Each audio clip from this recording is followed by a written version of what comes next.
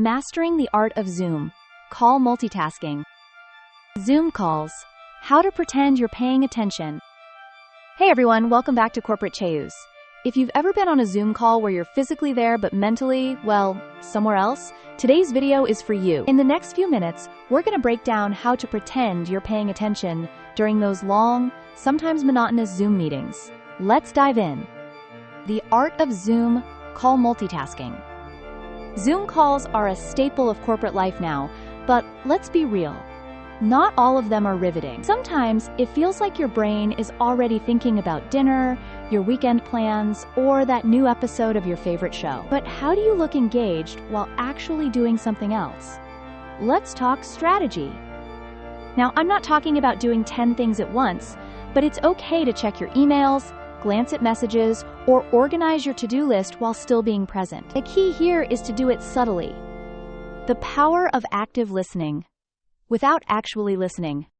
This means you need to nod at the right times and respond with the occasional, or that's a great point. But here's the trick. You don't need to know what they're saying to do this. If you're not sure what's being discussed, just throw in a, that's really insightful. Or, if you're really unsure, something like, I agree, let's circle back to this. Always works. Every time. Keep your camera engaged. With video calls, we all know the camera's on. And it can be hard to pretend you're engaged while your camera is staring at you like an angry eye. So, how do you manage this? Here's a simple trick. Keep your face in the frame and have your camera at eye level. Look at the screen often, but don't be afraid to take a moment and glance away. That way, you're not just staring blankly at the screen. You're still physically present, but it's not as obvious that your mind has wandered. The unmute and speak technique.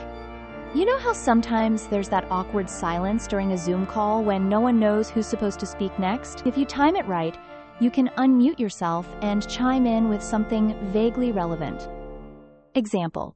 If someone's talking about budgets and you have no idea what's going on, just chime in with, I agree, I think diving into the details of the budget will really help clarify things. It sounds solid, but you've said absolutely nothing. Everyone loves a good generic comment. Leverage your background. Sometimes the easiest way to keep up the illusion of engagement is to get your surroundings right. Try sitting in front of a tidy bookshelf, a whiteboard with random charts, or even a plant. It gives the illusion of productivity. If you're worried about what's happening on screen, you can always focus on keeping your environment looking busy. Bonus points if you have a Zoom background that looks like you're in an important meeting room. The importance of the chat feature. One of the greatest inventions of the Zoom era. This allows you to pretend you're participating without actually speaking. You can agree with comments, drop relevant resources, or even send a quick thank you.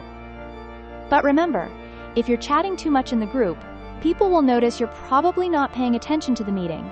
Keep it subtle, and only type when needed. Wrapping up, master the art of pretending.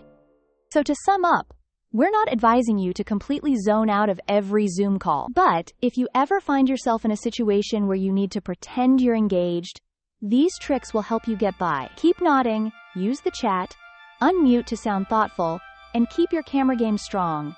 With these tactics, you'll look like the most engaged person in the room. If you enjoyed this video, make sure to hit that like button, subscribe to the channel, and turn on the notifications. Also, drop us a comment. What's your best Zoom survival tactic?